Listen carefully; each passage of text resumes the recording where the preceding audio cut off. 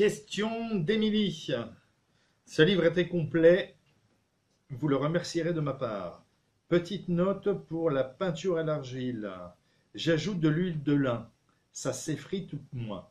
Ce serait super s'il ajoutait la dimension perméabilité à la vapeur d'eau pour orienter le choix lors d'un mur extérieur, isolé ou non, et concerné par un revêtement.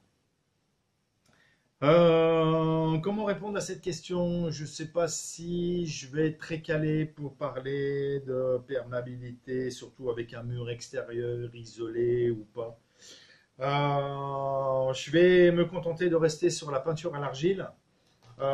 Effectivement, la peinture à l'argile, si elle s'effrite, c'est qu'en fait, il y a un problème de liant. C'est compliqué de fabriquer une peinture à l'argile si ça va vraiment dépendre de la grosseur de l'argile. Si l'argile elle est trop grosse, eh ben, elle va du mal à être collée. Il faut énormément tamiser l'argile. L'argile, faudrait qu'elle fasse moins de 100 microns, voire même 50 microns pour qu'on puisse l'utiliser en peinture. Alors, je ne sais pas si vous imaginez la grosseur, 100 microns, c'est vraiment extrêmement fin. Donc,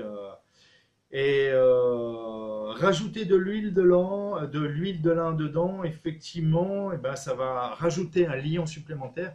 Donc, c'est une bonne idée. Une bonne idée de faire ça.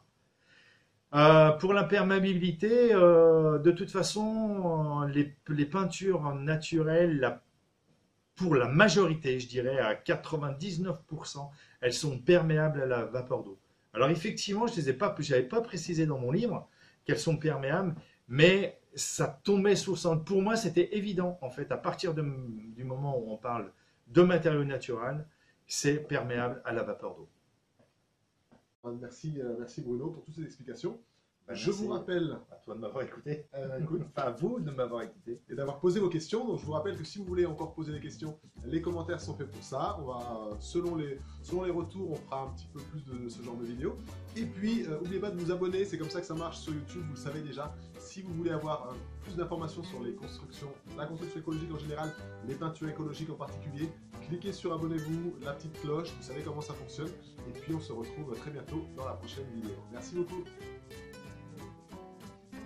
Et voilà.